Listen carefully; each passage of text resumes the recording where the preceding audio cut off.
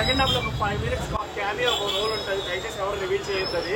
అది వచ్చి మీరు చూస్తేనే బాగుంటుంది.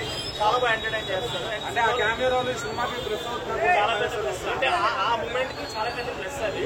సో దయచేసి డైరెక్ట్ గా వచ్చి మీరే చూడండి. చాలా బాగుంటుంది. ఓవరాల్ గా నేనైతే సోషల్ మీడియాలో కొంతమంది పవన్ ఫ్యాన్స్ ఏంటంటే అమ్మో ఇప్పుడు హరీష్ శంకర్ ఎట్లా భరించేది సినిమా ఎలా ఉంది అంటున్నారు. సినిమాలో ఒక డైలాగ్ ఉంటుంది, ఏ పని పాటలు పకోడీ గాళ్ళు చేసి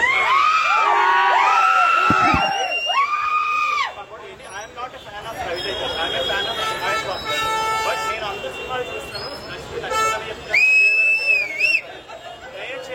దయచేసి ఎవరు నెగిటివిటీస్ నమ్మద్దు. ఎందుకంటే నెగిటివ్ రివ్యూస్ అనేది ఇన్స్టాగ్రామ్ లో కావచ్చు, ట్విట్టర్ లో కావచ్చు, ఈ మధ్య చాలా ఎక్కువైపోయింది.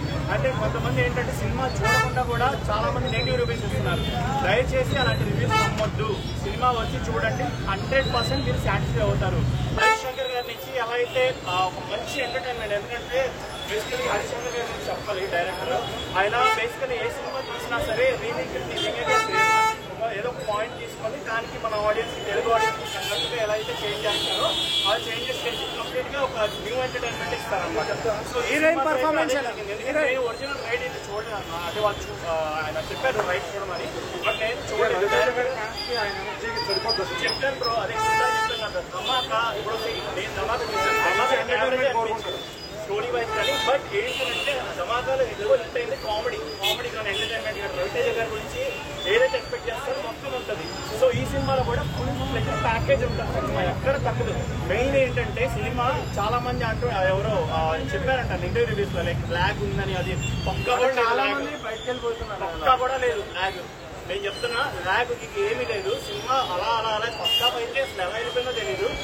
ఈ మూవీలో నేను హిందీలో రైట్ కూడా చూశాను, బట్ అందులో హీరోయిన్ అంటే ఇంత డ్రామా లేదు. యాక్చువల్ గా ఎమోషన్ చూడాల్సిన సినిమా అంటున్నారు. అలా ఏం లేదు, అది బ్యాక్ డ్రాప్ అదే కదండి. ఇప్పుడు సెల్ ఫోన్స్ ఏమన్నా మూవీలో అది మామూలుగా రూమ్ ఫోన్స్ ఉంటాయి కదా, ఆ ఫోన్స్ ఇచ్చేసి మొత్తం అంతా ఆ 90s లో ఎలా ఉంటుందో అలానే తీసాడు. కామియో రోల్స్ వచ్చాయి కదా, కామియో రోల్స్ అది ఎక్స్ట్రా సోషల్ యాడ్ అవుతాయి కదా. సినిమా ఫ్లాప్ అయితే సినిమాలో flop. First of all cinema flop కాదు, సినిమా చాలా బాగుంది. లాగనేం లేదు అంటే చెప్పడానికి ఎక్కువ టైం తీసుకున్నాడు అంతే. బట్ ఆ లాగ్ ని రవితేజ ఎనర్జీ కవర్ చేశాడు, దాంట్లో ఏం లేదు. క్యామియో రోల్ ఉంటది. అదేంటంటే ఒక స్టార్ హీరోని ఇంట్రొడ్యూస్ చేస్తే ఎట్లుంటుందో, స్టార్ బాయ్ సిద్ధుని దీని అమ్మ దద్దరిల్లిపోయింది. థియేటర్ దద్దరిల్లిపోయింది అనుకోండి. రేపు నుంచి ఇదేమి స్పాయిలర్ ఏం కాదు, రేపు నుంచి జనాలు యూత్ యువరాజ్ అంటారు అండి స్టార్ బాయ్ తీసేసి. అసలు ఒక చిరంజీవి కొడుకు ఇంట్రడక్షన్, బాలబాబు కొడుకు ఇంట్రడక్షన్ చూడు, ఆ రేంజ్ లెవెల్ ఇంట్రడక్షన్ ఇచ్చింది హరీష్ శంకర్. అసలు సిద్ధు ఇమేజ్ మారిపోతుంది ఈ సినిమా తర్వాత. రవితేజ ఒప్పుకోలే ఆ విషయానికి.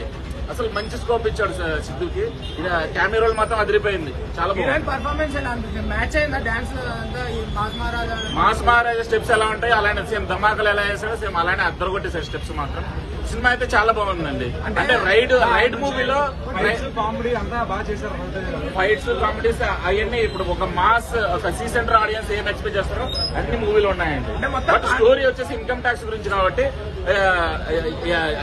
As usual Harish Shankar remake తీసినప్పుడు హార్ట్ ఆఫ్ ది మూవీ పెద్ద ఫోకస్ చేయడు, ఎంటర్టైన్మెంట్ డ్రామా అని ఎక్కువ ఫోకస్ చేస్తాడు. బట్ రైడ్ మూవీలో హిందీ రైడ్ మూవీలో కొంచెం ఎమోషన్ ఉంటుంది, దీంట్లో కొంచెం ఎమోషన్ మిస్ అయింది అంత మూవీలో.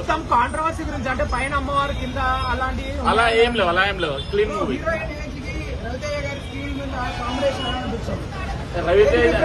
రవితేజ భాగ్యశ్రీ కెమిస్ట్రీ అదిరిపోయింది. అసలు ఆ డిఫరెన్స్ ఏం లేదు, అసలు కెమిస్ట్రీ మాత్రం అదిరిపోయింది ఇద్దరికి.